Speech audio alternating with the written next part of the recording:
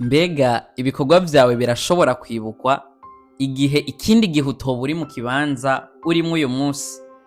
Mbega waruzi yuko ibikorwa vyawe vyiza bishobora kuzana benshi kuri Kristo?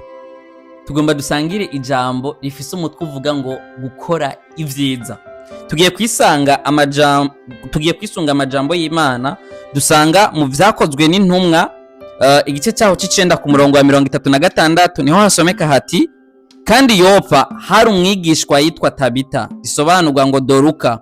Uwo mugore yari n'ibikorwa vyiza vyinshi n'ubuntu bwinshi yagira.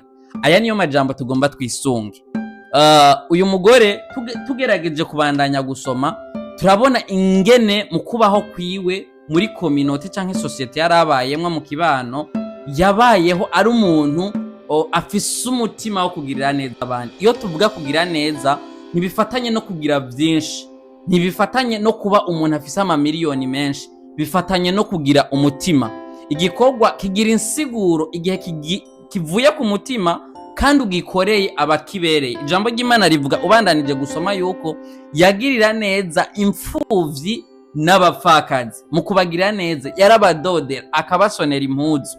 Ibi nivyo vyatumye ikindi gihe akuwe mu mubiri yongera kwibukwa. Bararize bararira baravuga ngo none mu kindi gihe ninde muntu azoza aradusonera aratudodera impuzu ko Tabita canke Doruka akuwe muri twebwe.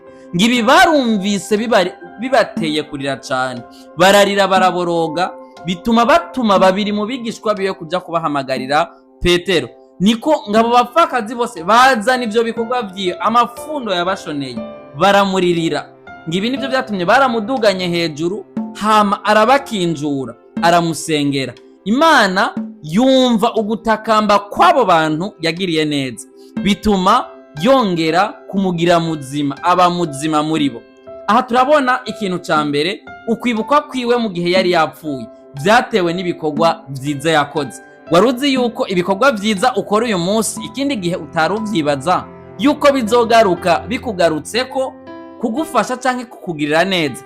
Niyo mpamvu tugiye gusoma ijambo ry'Imana dusanga mu musiguzi igice cyaho ca 11 ku murongo wa mbere havuga ngo: terera ivyo kurya vyawe ku mazi uzosubira kubibona hahise imisi myinshi. Mwene data, nagomba ngo mu buzima ubayeho wige kubaho ukora ivyiza, wige kubaho ahantu uri ubuzima bwawe bufise insiguro. Igihe cose uzomenya yuko ahantu uri ubuzima bwawe bwari bufise insiguro kubo mubanye. Mu gihe utakiri aho hantu, abo bantu bazosigara baragira absence yawe izosigarira bahomarka, bagasigara biyumvira canke bibuka ingene wakora ibikorwa, bakavuga ngiyaba naka yarakiri ngaha.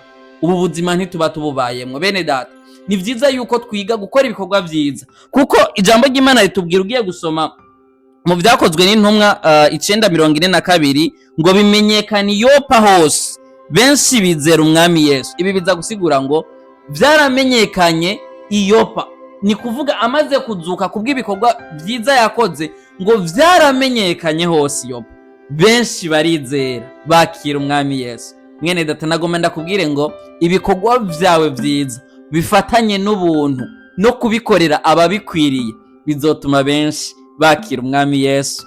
Imana ibahezagire cyane.